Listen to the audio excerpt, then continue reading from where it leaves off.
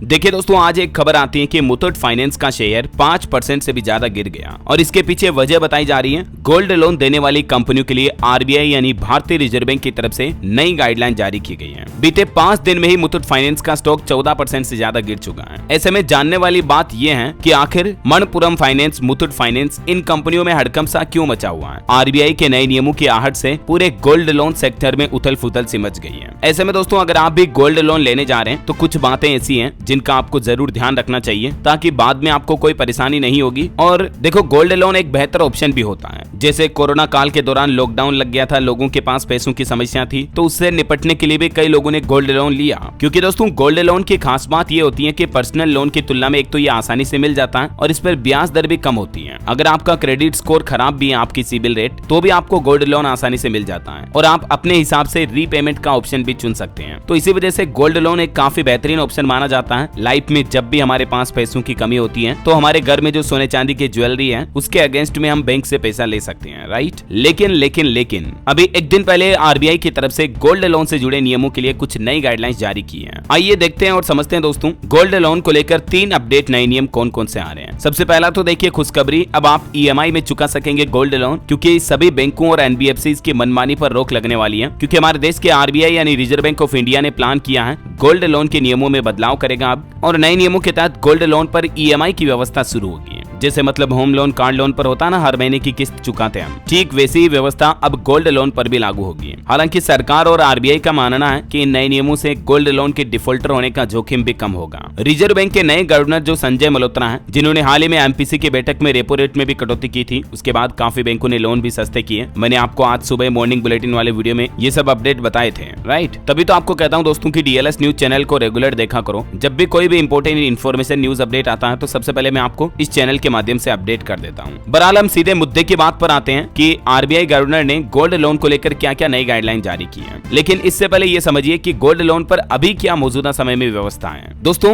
अभी बैंक और एनबीएफसी द्वारा दिए जाने वाले गोल्ड लोन पर बुलेट रीपेमेंट मॉडल अपनाया जाता है। इसका मतलब ये होता है कि लोन लेने वाले ग्राहक हर महीने इसका ब्याज का भुगतान तो करते हैं, लेकिन लोन का जो पूरा अमाउंट होता है वो किस्तों में नहीं चुकाते हैं, बल्कि या तो एक साथ पेमेंट करते हैं या पार्ट पेमेंट करते हैं। और लोन का पूरा अमाउंट पूरा चुकाने के बाद ही उन्हें उनके जेवरात, ज्वेलरी वगैरह बैंकों के द्वारा वापस किए जाते हैं। हालांकि इसमें अभी ये सिस्टम होता है कि ग्राहक चाहे तो बीच बीच में आंशिक भुगतान भी कर सकते हैं। तो इस मॉडल की वजह से गोल्ड लोन पर जोखिम काफी बढ़ जाता है और इसके डिफॉल्ट होने का खतरा भी पैदा हो जाता है। अब आरबीआई का प्लान है ईएमआई जैसी व्यवस्था शुरू की जाएगी, क्योंकि अक्सर बैंकों में कई बार देखा जाता है कि गोल्ड लोन एक बार लेने के बाद ग्राहक ज्यादातर अपने आभूषण, ज्वेलरी को बैंक से छुड़ा ही नहीं पाते हैं। तो इस स्थिति से बचने के लिए होम लोन, ऑटो लोन जैसी ईएमआई की व्यवस्था शुरू करना बेहतर रहेगा। आरबीआई का यह प्लान है ताकि महीने टू महीने, मंथ टू मंथ मतलब किस्तों में पेमेंट कर पाएगा जो भी शख्स गोल्ड लोन ले रहा तो। अच्छा, इसके अलावा एक और खामी अभी मौजूदा मॉडल में ये है, गोल्ड की कीमतों में उतार चढ़ाव का जोखिम भी बैंकों के पास रहता है। मतलब मान लीजिए बैंकों ने किसी को हाई प्राइस के दौरान गोल्ड लोन इश्यू कर दिया, उसके बाद सोने की कीमतों में अगर तेज गिरावट आ गई, जैसे अभी ट्रम्प वगैरह का माहौल चल रहा है, स्टॉक मार्केट क्रैश हो गया, वैसे अगर कोई सिचुएशन बन गई और सोना एकदम से धड़ाम से गिर गया, तो बैंकों के कर्ज की राशि तो फंस जाएगी ना, क्योंकि गोल्ड का एलटीवी काफी कम हो जाएगा। इसी तरह से सोने की कीमतों में उछाल आने पर ग्राहकों को अपने गहने का कम मूल्य मिलता है, तो ये कॉन्फ्लिक्ट भी खत्म हो जाएगा अब, क्योंकि ग्राहक को लोन की राशि केवल गोल्ड की पुरानी कीमतों के आधार पर ही मिलती है। फिर चाहे सोने के भाव में कीमतों में बढ़ोतरी हो, गिरावट हो, उसका ग्राहक पर कोई प्रभाव नहीं पड़ता है। तो इसीलिए इन सभी समस्याओं से बचने के लिए गोल्ड लोन से जुड़ी भारतीय रिजर्व बैंक आरबीआई ये नई गाइडलाइन जारी करने जा रहा। अब इस गाइडलाइन में 4 मुख्य पॉइंट जारी किए आरबीआई ने, समझिए। पहला,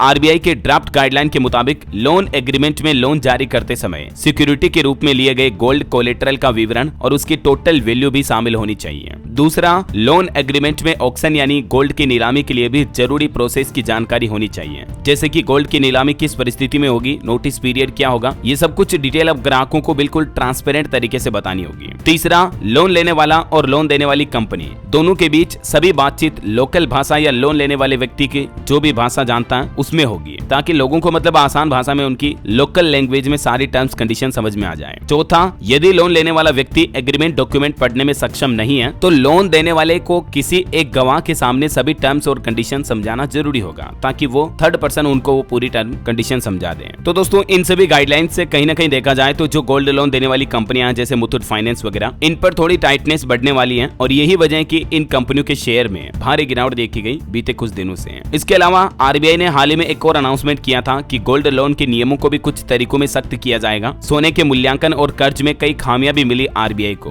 कुछ बैंक्स वगैरह जो है सोने की सही गुणवत्ता से जांच नहीं करते हैं, फिर बैंकों को नुकसान हो जाता है। कई जगहों पर देखा गया कि बैंकों के एजेंट भी सोना ले रहे थे। तो अब ये सब कुछ नहीं चलेगा, क्योंकि दोस्तों आरबीआई चाहता है कि जो भी हमारे देश में बैंक और एनबीएफसी हैं वो उधार लेने वाले ग्राहक की पृष्ठभूमि भी जांच करें, मतलब उसका बैकग्राउंड वगैरह देखें और गिरवी रखे जा रहे सोने के मालिकाना हक का भी पता लगाएं। कई लोग ऐसे होते हैं ना, घर से मम्मी पापा की ज्वेलरी उठा ले आए, उनको पूछा ही नहीं और उस पर लोन निकलवा लिया। तो आरबीआई का कहना है कि अब बैंक वाले ग्राउंड लेवल पर घर जाकर जांच करेंगे कि हाँ यार ये सोने की ज्वेलरी जो है ये फला शख्स की है या नहीं। अब गोल्ड लोन के प्रोसेस में जो ये सब कुछ नियमों में बदलाव किया जा रहा, इसको लेकर आरबीआई और सरकार का प्लान है। सार्वजनिक प्रतिक्रिया की मांग भी की जा रही है, लोगों की राय मशूरा भी लिया जाएगा। उसके बाद इन दिशा निर्देशों को पूरी तरीके से लागू किया जाएगा। वैसे दोस्तों अगर आप गोल्ड लोन लेने का प्लान कर रहे हैं तो आपको कुछ बातें ऐसी जो जरूर ध्यान में रखनी चाहिए। आप अपनी पढ़ाई, शादी या किसी भी इमरजेंसी मेडिकल खर्च वगैरह के कामों के लिए भी गोल्ड लोन तो ले सकते हैं, लेकिन कई लोग ऐसे होते हैं जो घर या जमीन खरीदने जैसे बड़े खर्च के लिए भी गोल्ड लोन का इस्तेमाल करते हैं। तो सबसे पहले तो इस पर आपको जोखिम यानी रिस्क का अच्छे से सोच विचार कर लेना चाहिए, ठीक है। और एक और महत्वपूर्ण पॉइंट कि बैंक से लें या एनबीएफसी से लें तो जो नॉन बैंकिंग फाइनेंशियल कंपनियां होती हैं वो थोड़ा ब्याज दर ज्यादा लगाती हैं। हालांकि उनके प्रोसेस नियम भी आसान होते हैं, तो यह भी आपको सोच विचार कर लेना चाहिए। कई सारी एनबीएफसी कंपनियां एक्स्ट्रा चार्ज भी लगाती हैं, उस पर भी थोड़ा गौर करें। और सबसे महत्वपूर्ण बात, आप अपने गोल्ड लोन के रीपेमेंट का ऑप्शन जरूर चुनें कि बैंक आपको क्या क्या इसमें ऑप्शन दे रहा है। वैसे तो आरबीआई द्वारा जारी नए नियमों के मुताबिक अब सब कुछ गाइडलाइंस आपको क्लियर आपकी भाषा में समझानी पड़ेगी बैंकों को, तो ये चीजें आप जरूर ध्यान रखें। कैसे गोल्ड के बदले लोन मिलता है, तो सबसे पहले आपका सोना कम से कम 18 कैरेट शुद्ध होना चाहिए, और अगर आप लोन पर डिफॉल्ट कर गए तो उसकी क्या नियम और शर्तें होगी ये भी आपको क्लियरली जान लेनी चाहिए। ओके, तो ये दोस्तों गोल्ड लोन को लेकर आरबीआई रिजर्व बैंक की तरफ से कुछ नए नियम, न्यू रूल्स एंड रेगुलेशंस लागू किए गए। उम्मीद आपको जरूर जानने मिले होंगे। वैसे आप कौन से राज्य में रहते हैं कमेंट करके बताइए मुझे दोस्तों, ताकि मैं आपके राज्य के समाचार भी आपके मोबाइल तक पहुंचा दूंगा।